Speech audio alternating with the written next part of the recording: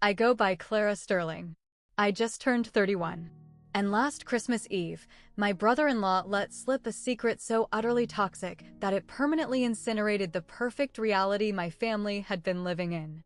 For 7 long years, my parents practically built a shrine to this man. He was the Ivy League investment banker, the managing director at a top-tier hedge fund, the golden boy who provided my older sister with a life of absolute luxury.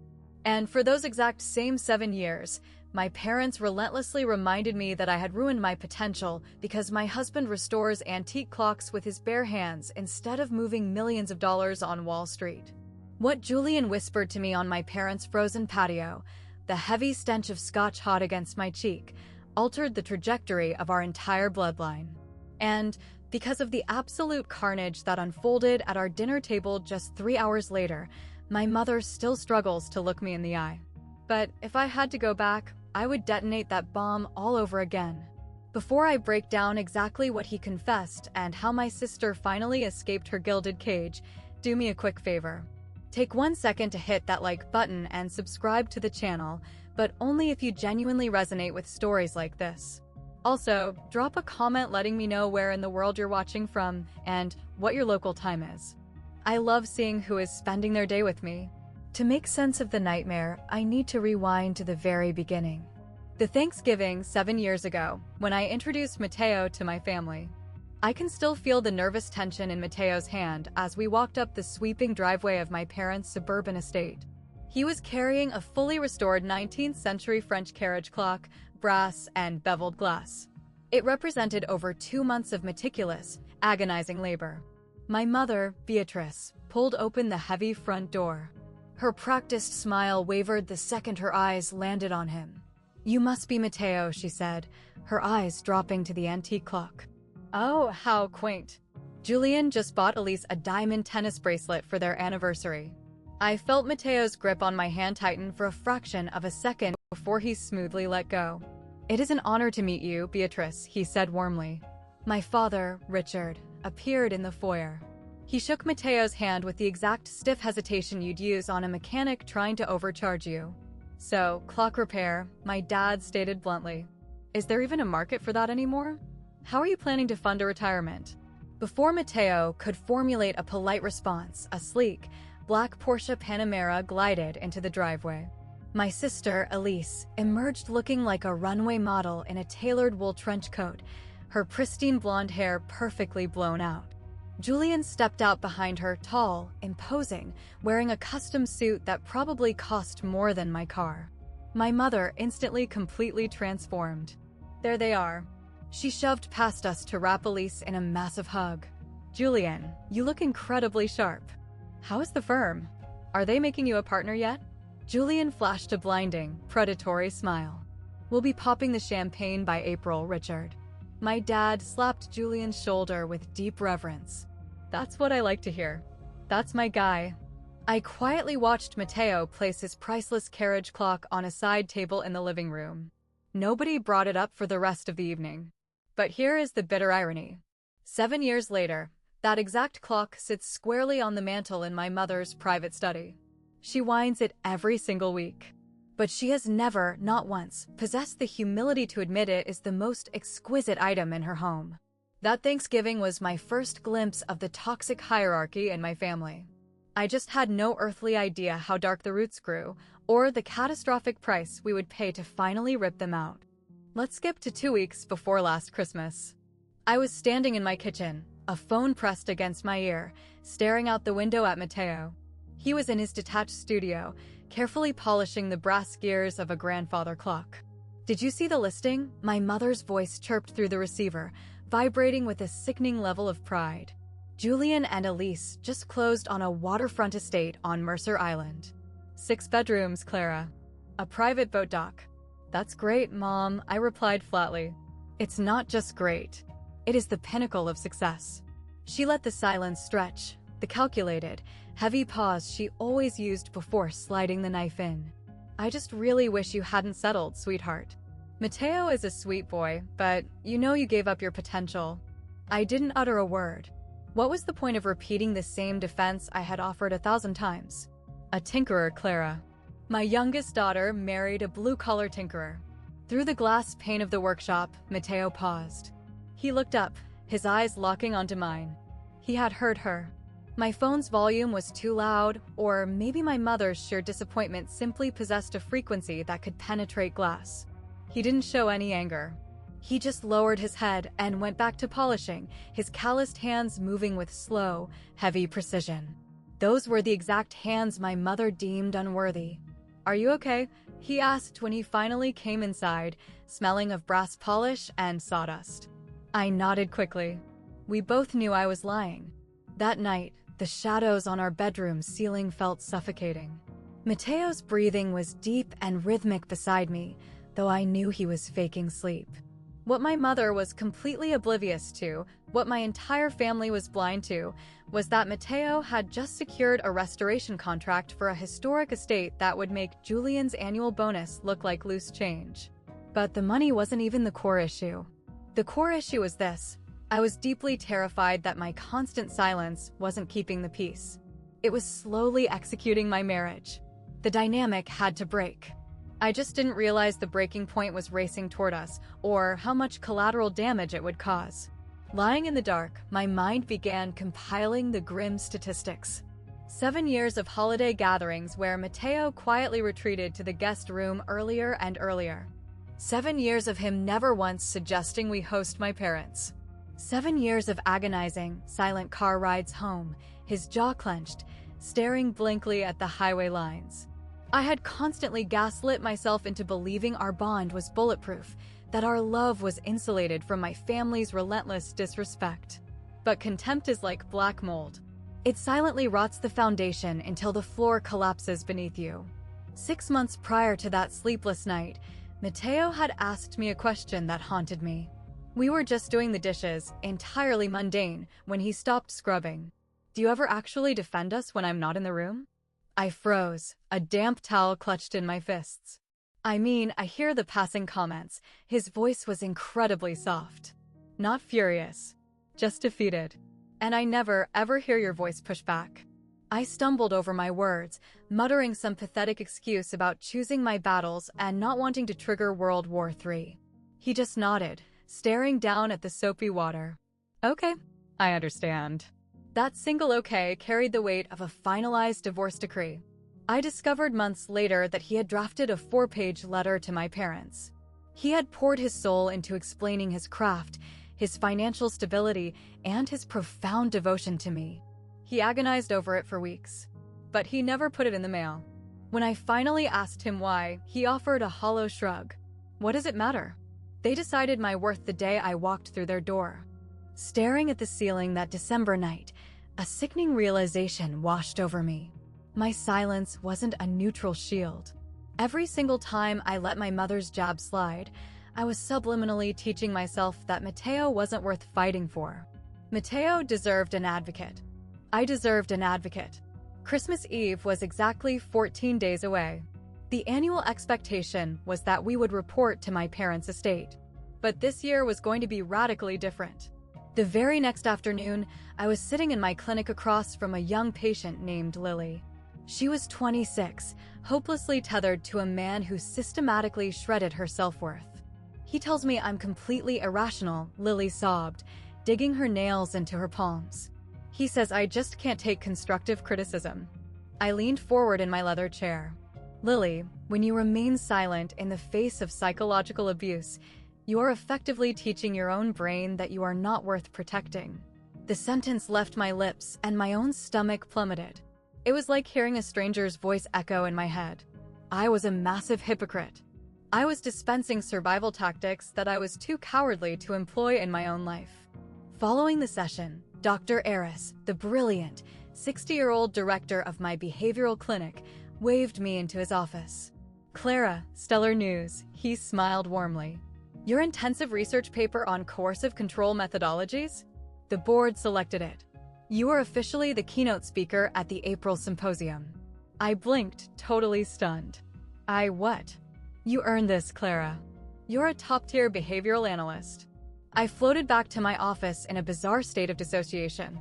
Within the walls of this hospital, I was Clara Sterling, a respected behavioral expert specializing in toxic manipulation. But the second I crossed the threshold of my parents' home, I reverted to a submissive child who allowed her husband to be treated like an absolute peasant. The cognitive dissonance was rotting me from the inside out. Dr. Eris had also handed me a highly confidential file that afternoon, a high-net-worth individual desperately seeking a private consultation for a complex domestic extraction. I barely glanced at the intake forms. I would vividly remember them later. That night, I made a concrete vow. This Christmas, I was done swallowing glass to keep my family comfortable. But I had no idea that my personal rebellion was about to violently collide with the horrific, festering secrets locked inside my sister's $4 million mansion. December 24th, 5:15 p.m. Mateo and I parked in my parents' sprawling driveway. LED icicle lights dripped from the gutters. A massive, frosted wreath dominated the heavy oak door. The ultimate illusion of the American dream. "Are you ready for this?" Mateo asked, turning off the ignition. "No, I never am." He reached into the back seat and grabbed his gift, a breathtaking, hand-tooled rosewood tea chest with intricate silver inlays. It was the product of a month of evening labor. I reached out and grabbed his wrist. "Mateo, whatever goes down in that house tonight, I am standing between you and them." He looked at me, a profound shift occurring in his dark eyes. It looked like shock. And then, it looked like a lifeline. "Okay," he whispered. The interior of the house was suffocatingly warm, smelling of cinnamon and roasted lamb. My father was holding court near the fireplace. My mother was obsessively adjusting the crystal wine glasses. And perfectly posed on the pristine white sectional, like mannequins in a luxury catalog, were Elise and Julian. Elise was draped in a high-necked cashmere sweater, a delicate string of pearls at her throat. Her smile was completely symmetrical, but it felt terrifyingly hollow, like a porcelain doll painted slightly wrong. Julian sprang up, radiating arrogant charisma. "The little sister arrives," he boomed, wrapping me in a suffocating embrace. "Still out there analyzing the crazies?" My mother let out a bright, tinkling laugh. "Julian, behave yourself." But she was beaming at him. Mateo offered his hand. Julian gripped it for a fraction of a second, the exact way you'd touch a wet sponge. "Mateo, still out here surviving, bro?" "Bro." The sheer condescension was physically palpable. I turned to my sister. Elise wrapped her thin arms around me in a rigid, robotic hug. When she pulled back, her eyes immediately darted to the floor. She had lost a shocking amount of weight since Thanksgiving. And right there, just barely peeking over the collar of her cashmere sweater, was a faint, yellowish shadow. A healing bruise. Before my brain could fully process the discoloration, she sharply turned her back. "I need to go check on the appetizers," she mumbled. A heavy, freezing dread anchored itself in my gut. I didn't know the full equation yet, but the variables were terrifying. Dinner commenced at 7. The lamb was flawless. The conversation was a psychological minefield. Julian engineered a massive corporate acquisition last week, my mother announced loudly, pouring a heavy pour of Pinot Noir. It was on the front page of the Wall Street Journal. "Clara, did you read it?" "I didn't catch that one." "Well, you really need to keep up. It's historical." She gazed at Julian like he was a deity. "Walk us through the negotiations, Julian." Julian spent the next 10 minutes holding the table hostage with financial jargon, bragging about liquidations and hostile takeovers. My father hung on every single syllable. When Julian finally finished his monologue, my dad turned his crosshairs onto Mateo. "So, Mateo, how's the little gear-turning hobby? People still paying for old clocks when we have iPhones?" Mateo placed his fork down gently. "The restoration market is incredibly robust right now, Richard." "Yes, business is thriving." "Thriving," Julian echoed, violently swirling his wine glass. "Must be a nice, zero-stress gig. No board members breathing down your neck. Just sitting in a shed with a magnifying glass." "It requires immense precision," Mateo replied, his tone remarkably calm. "It's just a different spectrum of pressure." "Right. Sure." Julian flashed a predatory grin that didn't reach his cold eyes. I glanced across the table at Elise. She had meticulously sliced her lamb into microscopic cubes, but her lips hadn't touched a single piece. She was just dragging her fork through the mint jelly in a hypnotic trance. "Elise, darling, you are looking far too thin," my mother noted with a slight frown. "Julian, you need to make sure this girl eats." "She's on a strict juice cleanse," Julian answered instantly. "She wants to be camera-ready for the New Year's gala." A terrifying micro-expression ripped across Elise's face. It was there for a millisecond, then vanished. But I am a behavioral analyst. I study human terror for a living. The dilated pupils, the rigid jaw, the slight flinch of her shoulders. It was absolute, undeniable fear. My sister was utterly terrified of the man sitting next to her. The realization hit me like a physical blow to the chest. My hands gripped the edge of the mahogany table. "Is that true, Elise?" Julian's head slowly rotated toward her, his eyes locking onto her profile. Elise nodded frantically, staring a hole into her plate. "Yes, just the cleanse." I saw it. And suddenly, 7 years of bizarre behavior began snapping together like a horrific jigsaw puzzle. After dessert, we migrated to the living room. The grand Christmas tree dominated the bay window. My mother reached for Mateo's gift first. She peeled back the wrapping paper and hoisted the heavy rosewood tea chest into her lap. She ran a finger over the silver inlay. "Oh, wow," she sighed. "It's so quaint. Did you make this in the shed?" A master-crafted piece of functional art, and she called it quaint. The Clara from yesterday would have smiled tightly and swallowed the insult. The Clara from yesterday was dead. It took him over 100 hours of highly specialized labor. "Mom," my voice sliced through the room, loud and unyielding. "If he sold that at his standard hourly rate, you are holding a $4,000 piece of inventory." The living room flatlined. My father shifted uncomfortably in his wingback chair.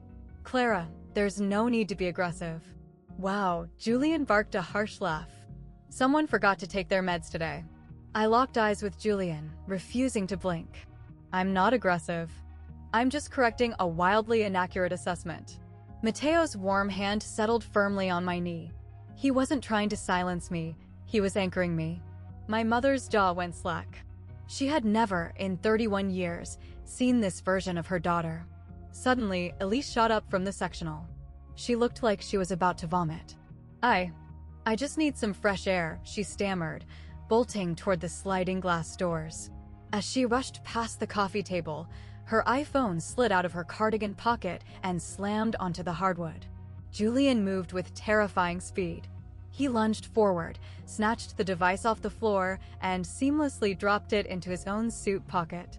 The motion was so fluid, so deeply ingrained in his muscle memory, it made my blood run cold. Elise didn't stop. She didn't turn around and ask for her property.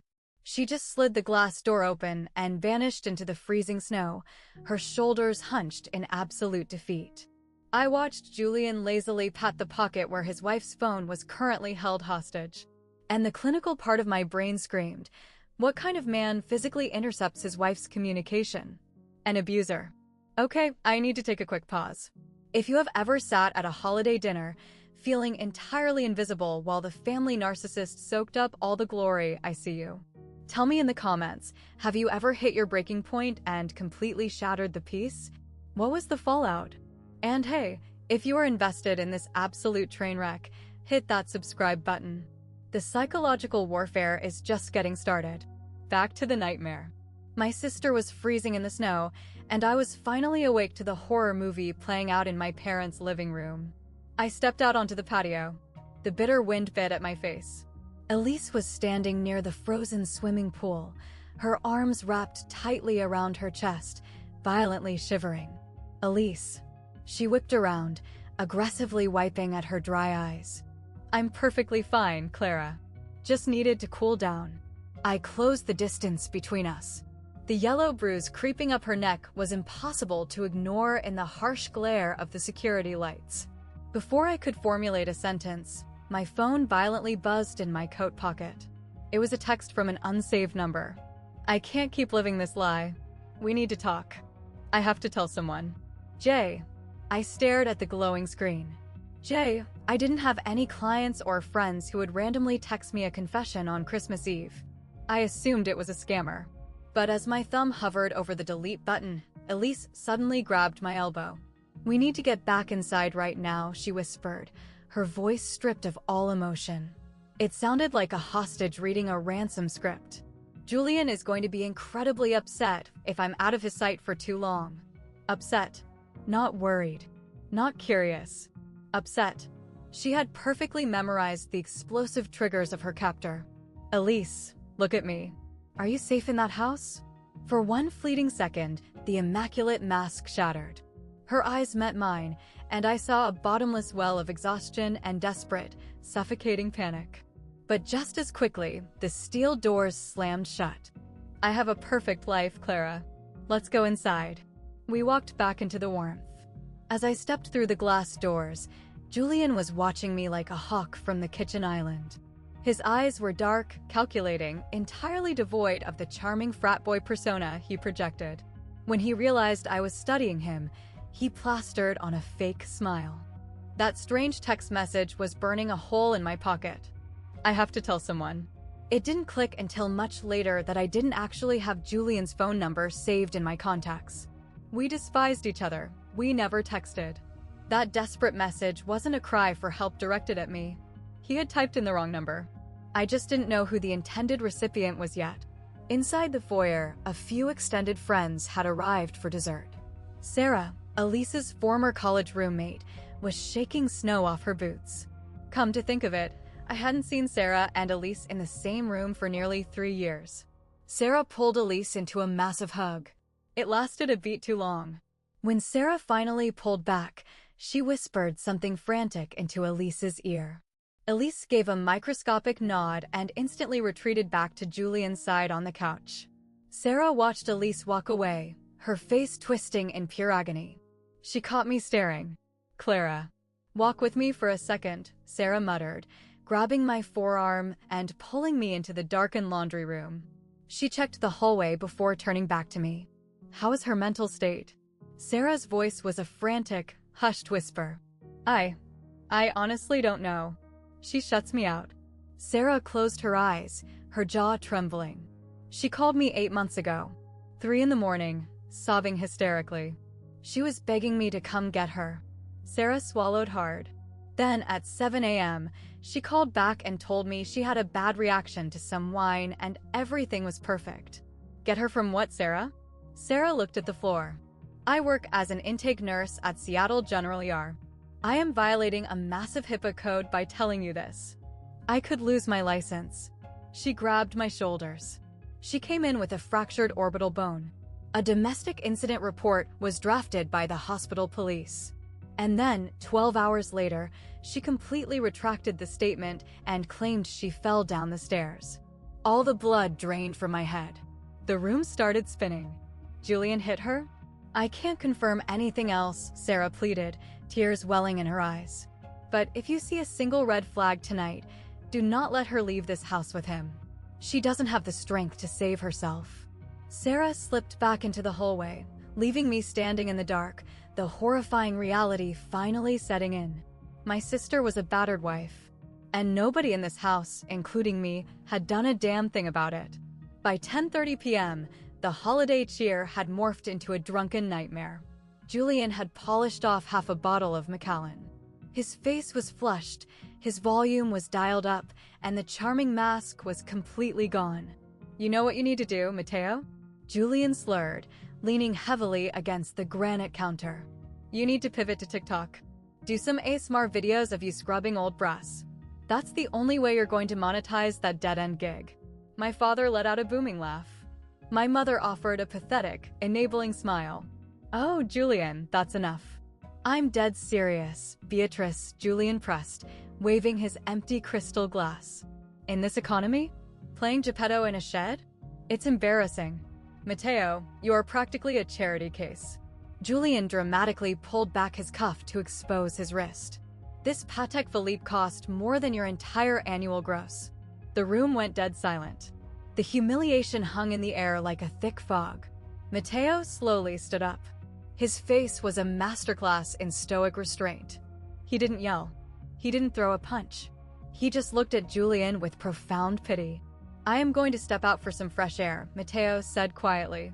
He walked past the kitchen island, his posture straight, completely unbothered by the barking dog behind him. But as he passed the hallway, I saw his shoulders slump just a fraction of an inch. 5 years of endless psychological battery. And my family was applauding the abuser. Something inside my chest snapped. A steel cable of forced compliance finally severed. I looked at Julian's smug, punchable face. I looked at my father, wiping a tear of laughter from his eye. And I knew that if I didn't burn this room to the ground right now, I would lose my soul. I stood up. My chair screeched violently against the hardwood. Clara, sit down, my father ordered, his amusement vanishing.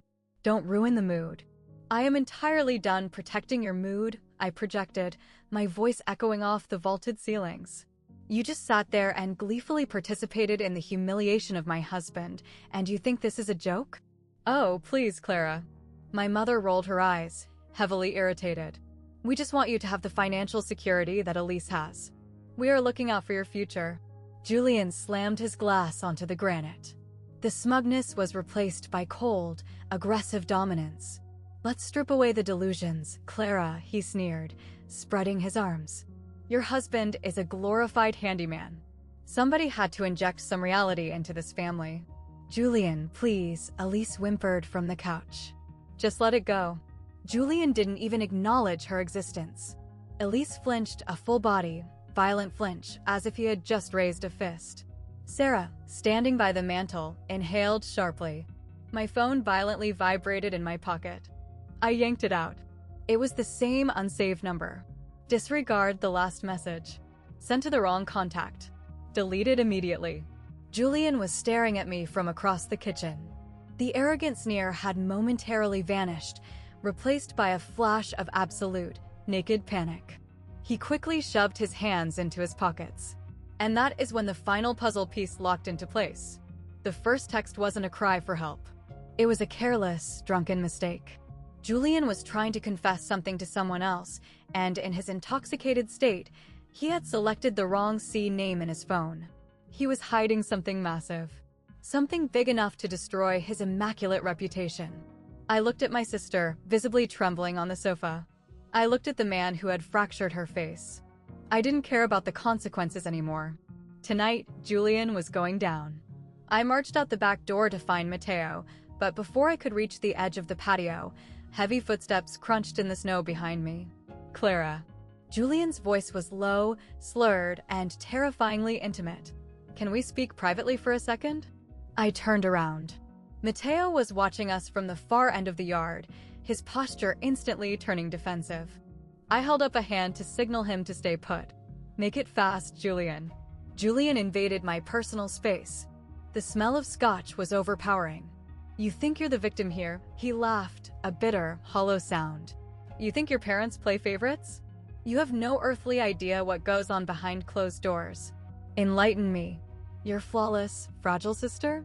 He pointed a finger toward the house. She is a complete psychopath. She monitors my GPS. She checks my bank statements. I can't even grab a beer with my colleagues without her threatening to self-harm. I'm a prisoner in my own home. I stared at his red-rimmed eyes. This wasn't a confession of pain. It was a highly calculated, preemptive strike.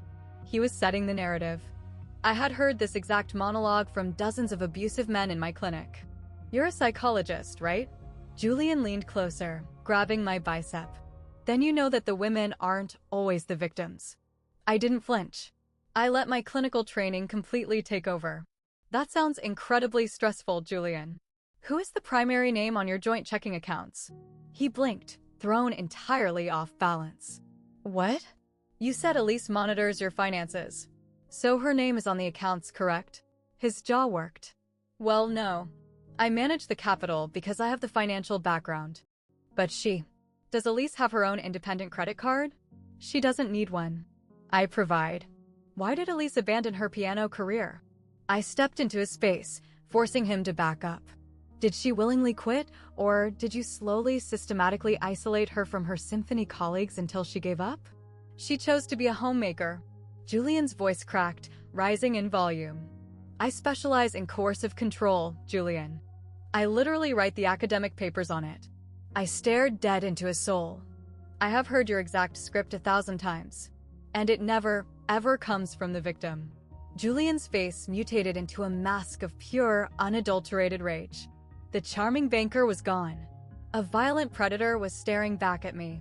You don't know what the hell you are talking about, you arrogant. I gave her a perfect life, he screamed, his voice carrying over the wind, echoing off the neighbors' houses.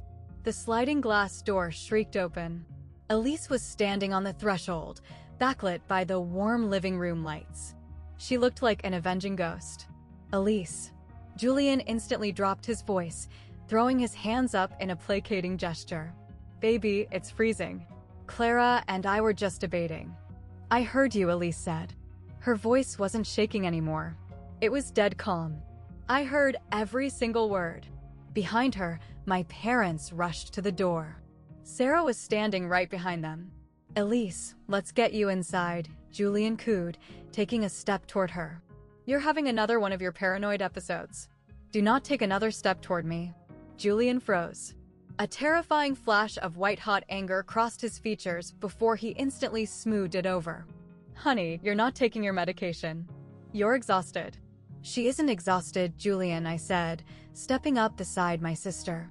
She is finally speaking the truth. My mother pushed through the doorway, frantically looking between us. What on earth is happening out here? Julian? Elise? Nothing is happening, Beatrice. Julian flashed a desperate, charming smile. Clara is just trying to psychoanalyze everyone again. She's trying to drag us into her misery. 7 years, Elise's voice sliced through the freezing air like a scalpel. For 7 years, I have lived in a nightmare. The silence on the patio was absolute. Even the wind seemed to stop howling. Elise, honey, what are you saying? My father asked, his voice trembling. Elise didn't look at my dad. She locked eyes with Julian. Then, she slowly rolled up the sleeves of her cashmere sweater. And then she unzipped the high neck. The gasps from my parents were simultaneous. Her collarbone, her forearms, her biceps. They were covered in a horrific mosaic of violence. Yellowing bruises, deep purple contusions, faint scars. A historical timeline of physical torture. My mother slapped a hand over her mouth, letting out a guttural sob. Oh my God, oh my God. She did that to herself. Julian shouted, sweat instantly beading on his forehead despite the cold. I swear to God, Richard, she is psychotic. She hits herself to punish me. He tracks my car, Elise said, the dam finally breaking. He put a keylogger on my laptop. If I take longer than 10 minutes at the grocery store, he cancels my debit card while I'm at the register. Elise, shut your mouth. Julian lunged forward. Matteo materialized out of the shadows, stepping directly between Julian and my sister. He alienated me from everyone, Elise cried, pointing a trembling finger at Sarah. I haven't been allowed to be alone with my best friend in 3 years because he told me she was trying to destroy our marriage. Sarah stepped out into the snow, tears streaming down her face. She called me from the ER 8 months ago. She had a fractured eye socket. He forced her to retract the police report by threatening to destroy her reputation and leave her with massive legal debt.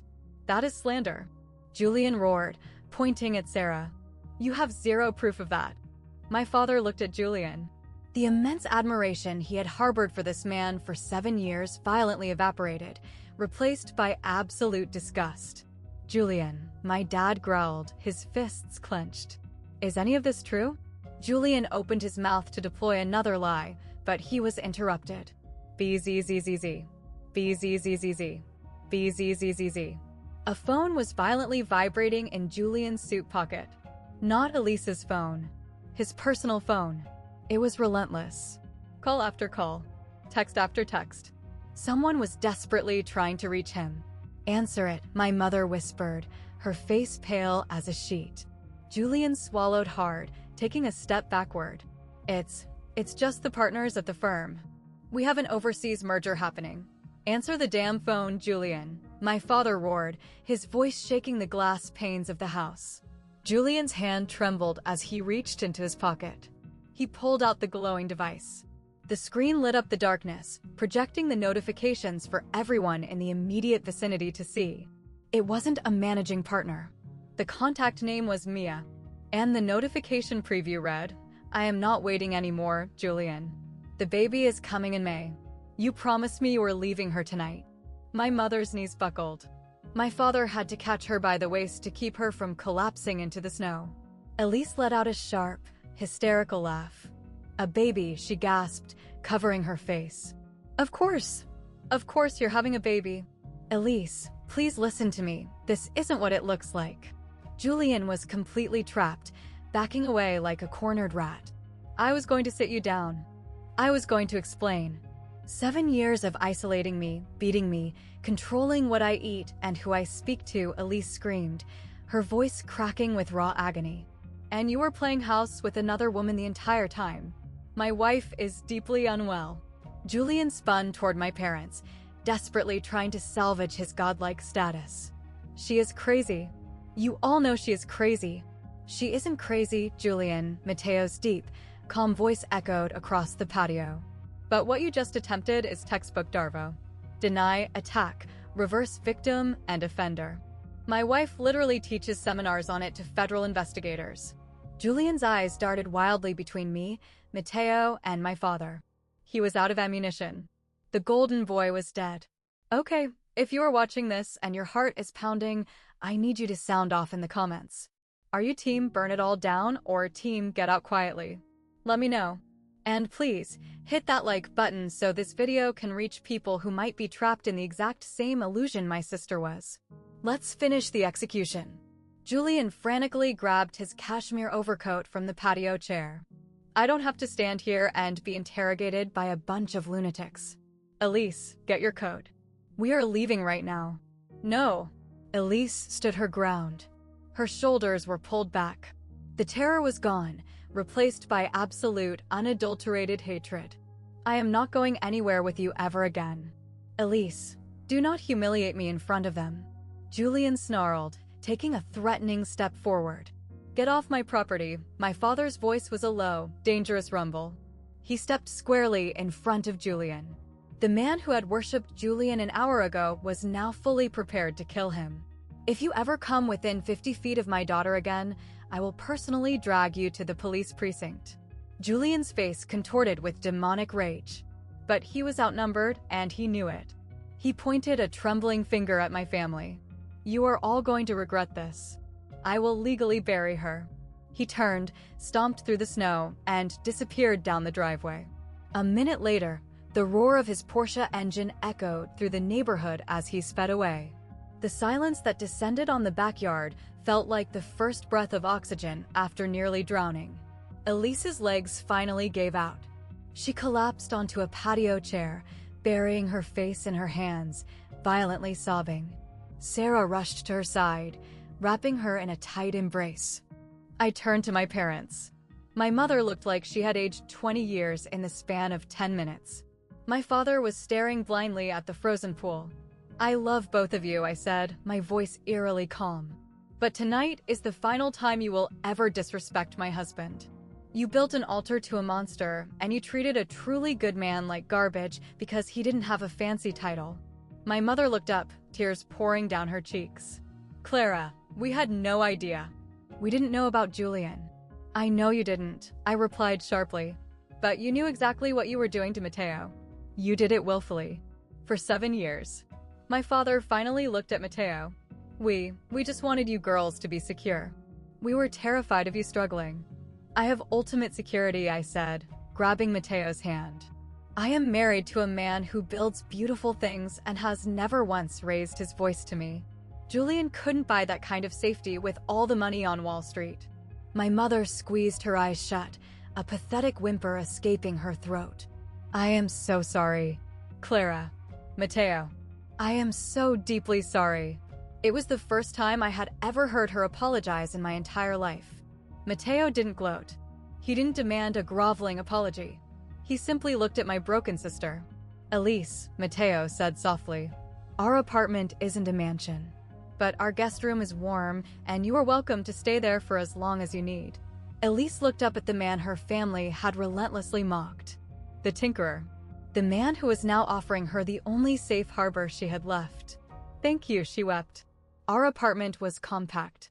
A small Seattle two-bedroom, filled with vintage clocks and furniture Mateo had salvaged and restored.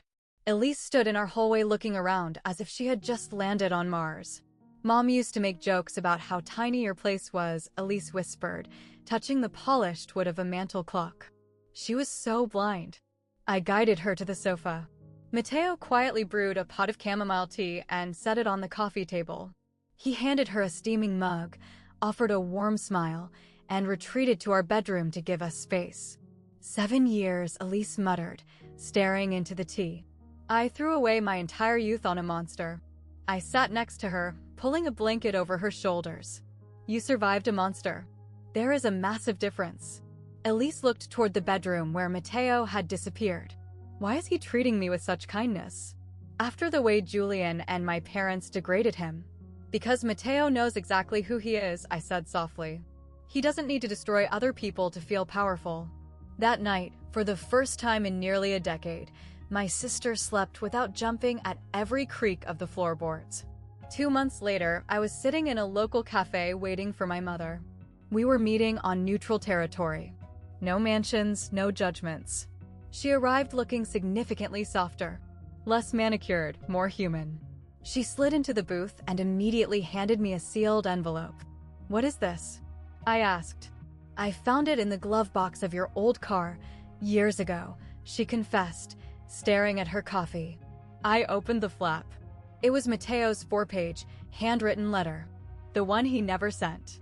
You read this? I asked, my chest tightening. I did, my mother admitted, a tear escaping her eye. I knew exactly what kind of man he was years ago. I was just too proud and too terrified to admit I was wrong. She took a shaky breath. Your father, before the real estate business took off, he was a struggling mechanic. We almost lost our home twice. I was so traumatized by financial panic that when I saw Mateo working with his hands, I projected all my terror onto you. Your fear doesn't excuse your cruelty, Mom. I know, she whispered. I have to live with the fact that I pushed Elise into the arms of a sociopath because I cared more about his W2 than his character. The fallout from Christmas Eve was absolute. Julian's mistress, Mia, was furious that he wouldn't leave his wife. She marched straight into the hedge fund's HR department and filed a massive grievance, exposing severe professional misconduct. The board forced Julian into an immediate resignation to avoid a public scandal. He lost his partnership, his reputation, and his golden voice status. Elise retained a shark of a divorce attorney recommended by Sarah. Because of the documented medical records from the ER and Julian's desperate need to keep the abuse out of the press, Elise secured a heavily favorable settlement. She bought a modest, beautiful condo in the city. More importantly, she purchased a grand piano and started composing music again. And Mateo? The historic estate restoration project he had been secretly working on was actually a massive commission for a boutique luxury hotel chain in Europe. They contracted him to restore over 40 antique timepieces. It was a life-altering payday. I didn't breathe a word of the financial windfall to my parents. That wasn't the point. But a magazine ran a feature on the hotel's interior design, prominently highlighting Mateo's work. My father saw the article. He called Mateo directly. I saw the spread, my dad had said, his voice thick with emotion. That 18th century grandfather clock, it is an absolute masterpiece, Mateo. Mateo just smiled when he relayed the conversation to me. He's trying, Mateo said. And that's a start. In April, I stood at the podium of the National Behavioral Symposium. I looked out over a crowd of hundreds of clinical psychologists and federal advocates. Coercive control is a silent epidemic. I projected into the microphone, my voice rock steady. We are trained to admire the immaculate house, the prestigious career, the curated perfection. But we are rarely trained to spot the hostage trapped inside. In the front row, Mateo was beaming at me. Sitting to his right was Elise, looking healthier and more radiant than she had in a decade. And right next to them, against all odds, sat my parents. When my keynote concluded, the applause was thunderous. But I only cared about the interaction happening at the edge of the stage. My father walked up to Mateo. He didn't offer a dismissive pat on the back. He extended his hand and delivered a firm, respectful eye-to-eye handshake. the kind of handshake reserved for equals. Today, our family is entirely recalibrated.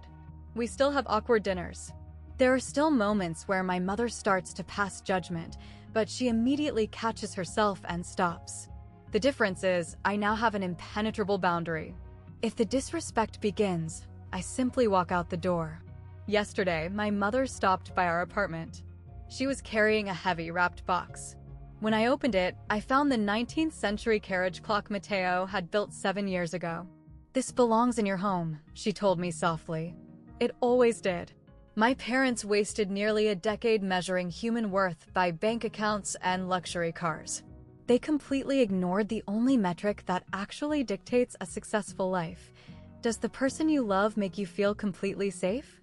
Mateo makes me feel safe. He makes me feel fiercely protected. And that is a currency Julian could never afford. You do not owe your family an apology for demanding respect. You do not owe them your silence to protect their comfortable illusions. Draw your boundary in concrete. If they refuse to respect it, let them stay on the other side. If you made it to the end of this journey, thank you. I genuinely appreciate you holding space for my family story. Have you ever had to sever ties or set a brutal boundary with a toxic family member? How did you survive the fallout? Drop your experience in the comments. Your story might be the exact lifeline someone else needs to read today. And if this video struck a chord with you, please share it with a friend who needs to hear it. Check out the next video on the screen for more. Stay safe, trust your gut, and I will see you in the next one.